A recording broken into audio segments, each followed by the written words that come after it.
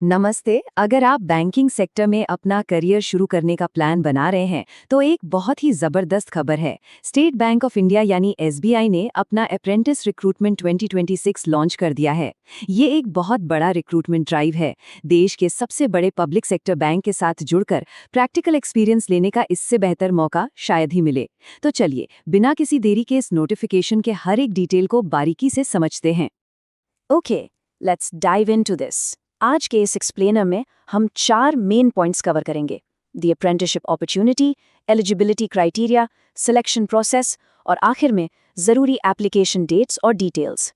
तो शुरू करते हैं हमारे पहले सेक्शन से, the apprenticeship opportunity exploring the scope. ये सरकारी बैंक के साथ जुड़ने का कितना बड़ा मौका है, आइए देखते हैं। 7115। जी हाँ, पूरे देश में अलग अलग स्टेट्स और यूनियन टेरिटरीज को मिलाकर वैकेंसीज की टोटल संख्या 7115 है। एक ही साल में इतनी सारी वैकेंसीज सच में बहुत रेयर होती हैं। ये क्लियरली दिखाता है कि एसबीआई इस बार कितने बड़े स्केल पर यंग ग्रेजुएट्स को ट्रेन करने वाला है। अब बात करते हैं पैसे की। इस ट्रेनिंग के दौरान आपको हर महीने 15,000 रुपये का फिक्स स्टाइपेंड मिलेगा। लेकिन ध्यान रखिए, इसमें डियरनेस अलाउंस यानी डीए या एचआरए जैसा कोई भी एक्स्ट्रा भत्ता शामिल नहीं है।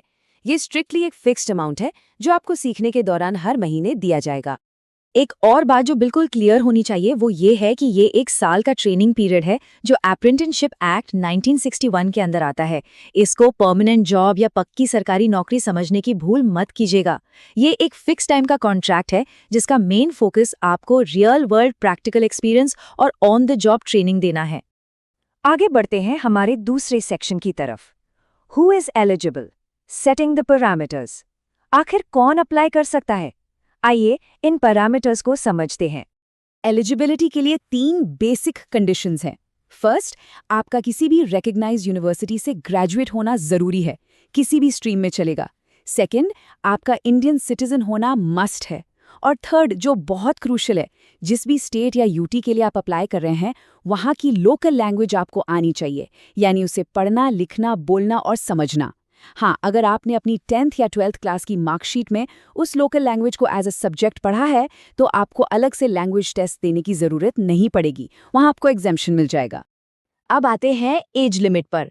स्टैंडर्ड एज ब्रैकेट 20 से 28 साल के बीच रखा गया है और एज कैलकुलेट करने की कट ऑफ डेट तय की गई है 8 जून 2026।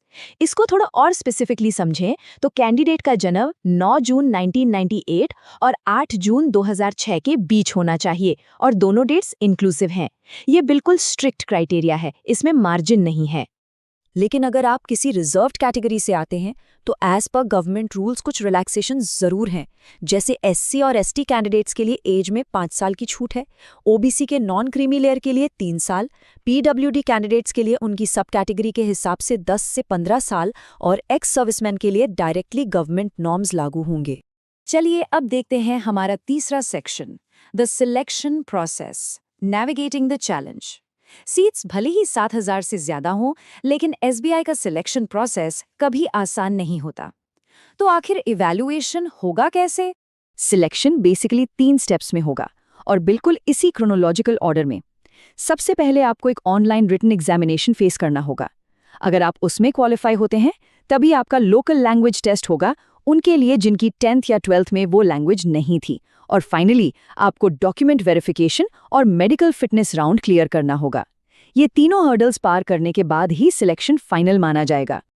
Now what's really interesting about this is the exam pattern.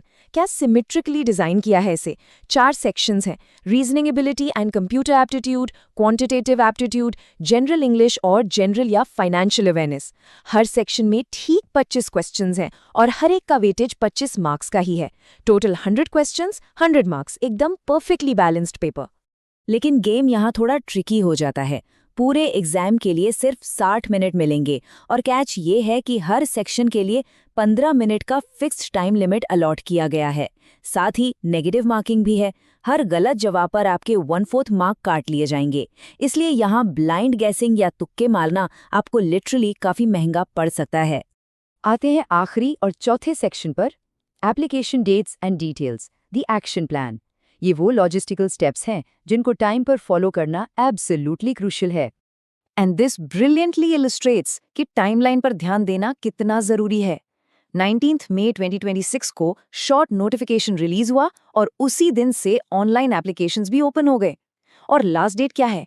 8 June 2026। Fee payment की आखिरी तारीख भी यही 8 जून ही है। एप्लीकेशन विंडो बेहद टाइट है। आपको फॉर्म फिल करने के लिए प्रैक्टिकली सिर्फ 20 दिन का विंडो मिल रहा है, तो इसमें बिल्कुल भी देरी मत कीजिएगा। एप्लीकेशन फीस को इसेंशियली 2 कैटेगरीज में रखा गया है। अगर आप SC, ST, PWBD या एक्स सर्विसमैन कैटेगरी में हैं, तो आपके लिए फी निल है, कंप्लीटली एग्जेम्प्ट। वही जनरल और बाकी सभी कैंडिडेट्स के लिए 300 रुपए की फी है, जो आपको सिर्फ ऑनलाइन ही पे करनी होगी, जैसे डेबिट कार्ड, UPI या नेट बैंकिंग के थ्रू। फॉर्म अप्लाई करने का एक्शन प्लान बड़ा सिंपल सा है, बस 4 स्टेप्स का। स्टेप 1, SBI करियर्स के ऑफिशियल पेज पर जाइए। स्टेप 2, अपनी वैलिड ईमेल और एक्टिव मोबाइल नंबर से खुद को रजिस्टर कीजिए। स्टेप 3, ध्यान से फॉर्म भरिए और मांगे गए डॉक्यूमेंट्स को सही फॉर्मेट में स्कैन करके अपलोड कीजिए। और स्टेप 4, अपनी कैटेगरी के हिसाब से फी पे कर दीजिए। एक छोटी सी टिप, सब होने के बाद कंफर्मेशन पेज का प्रिंटआउट निकाल कर रख लेना एक अच्छी आदत है। इस सब के बाद एक इम्पॉर्टेंट सवाल जरूर आता है दिमाग में। So what does this all mean? क्या ये 1 साल की अप्रेंटिसशिप फ्यूचर में एक बेहतर बैंकिंग करियर के लिए एक सॉलिड स्टेपिंग स्टोन बन सकती है? भले ही ये एक डायरेक्ट परमानेंट जॉब नहीं है, लेकिन जरा सोचिए, इंडिया के सबसे बड़े पब्लिक सेक्टर बैंक का इंटरनल नेटवर्क देखना, वहां ऑन द जॉब काम करना, ये एक्सपीरियंस आगे चलकर बैंकिंग की दुनिया में आपके लिए डेफिनेटली नए रास्ते खोलने की क्षमता रखता है। ये फॉर श्योर सोचने का एक अच्छा विषय है। The full notification link is available in the description.